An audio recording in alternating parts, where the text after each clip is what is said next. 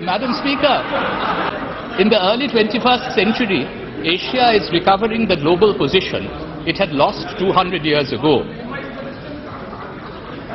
In order to realize our dream of an Asian century, India and China must strive to peacefully manage their simultaneous rise. It is therefore entirely appropriate to have close engagement at the highest levels of our two governments. I hope the informal summit in Wuhan will lead not only to another informal summit at a beautiful place in India next year, but will also lead to a structured strategic framework of dialogue to enhance our cooperation and resolve our differences. In the written reply to my question about the topics covered and the results of the 9-hour conversation, one word is conspicuous by its absence. It is the name of a place called Doklam, which was a cause for great concern last year during our monsoon session of Parliament.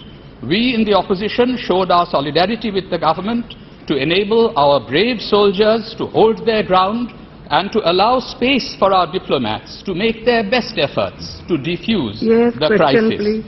Our Parliament deserves to be taken into confidence as to whether or not our Prime Minister raised the Doklam issue and whether the strategic guidance provided by the two leaders to the respective militaries has resulted in the dismantling of the Chinese infrastructure which came uncomfortably close to our Siliguri corridor. Will the External Affairs Minister please shed some light on this matter?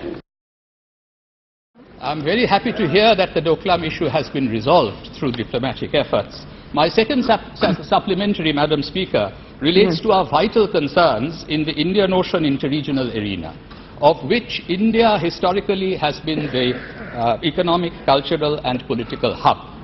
During the last year, China has acquired a military base in Djibouti and obtained a 99-year lease of the Sri Lankan port of Hambantota. China has been building ports in other countries in our neighborhood and increasing its influence in all of the lands abutting the Indian Ocean.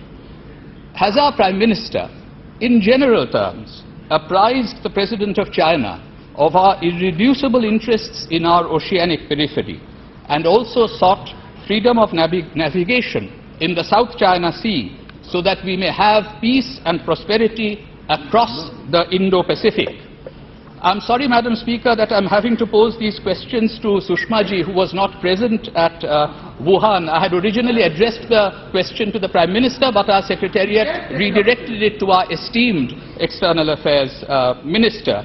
There used to be a parliamentary tradition of a Prime Minister giving a statement before this House of the People after an important summit. I'm very happy to hear from Sushma ji, for whom I have the highest respect. But after she has answered this question, I would request the Prime Minister to say a few words about the summit.